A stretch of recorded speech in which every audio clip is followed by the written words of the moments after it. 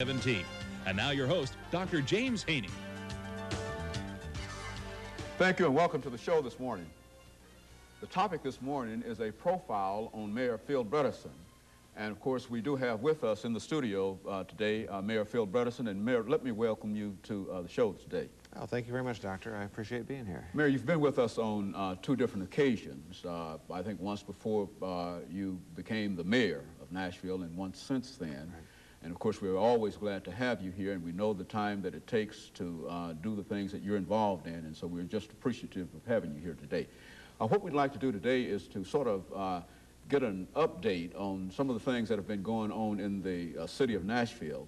Yesterday, for example, I think well, quite a couple of weeks ago, the ribbons were cut for the Jefferson Street Bridge. And let's talk about that. Let's start by talking about the Jefferson Street development area with the bridge and some of the other things that are important in your administration and some of the things that are going on in Nashville. Good.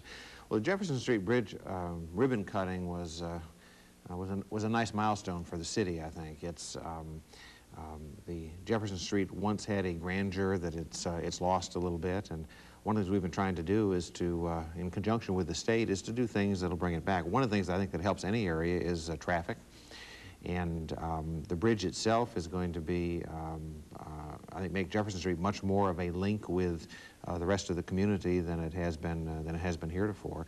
So I was very pleased to be out there and get that new bridge open. And we also have designated much of the area around Jefferson and 8th there as a redevelopment district. That has a couple of benefits, Doctor. It first of all lets us, there are some financial mechanisms we can use that can help homeowners and businesses that want to do some renovation. Now, is this the enterprise zone idea? It's similar to that.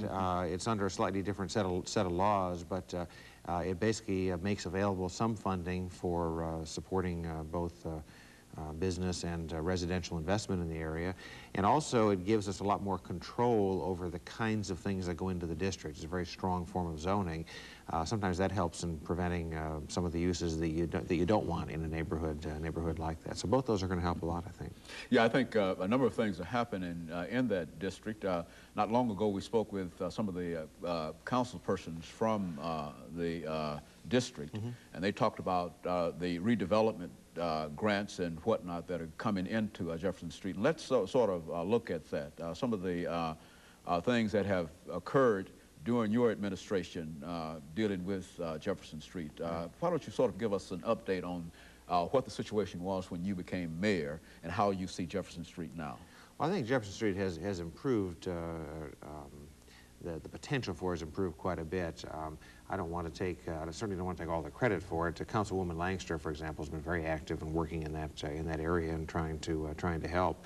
One big new thing, which is very current right now, is there's going to be a new Kroger superstore in the area, and the ground has been broken for that. And that's one of those things that I think really will help the neighborhood and be a real service to people who live in the area, and will help with this whole process of getting it back to what it once was. Now, this is all part of the Centennial Mall and all of that development that will come off. Right. The Centennial Mall is being developed. It will go right sort of up to Jefferson Street, and part of that, and again, I think will help a lot in that area. You know, not long ago, you also had a groundbreaking at the Hard Rock Cafe. Right.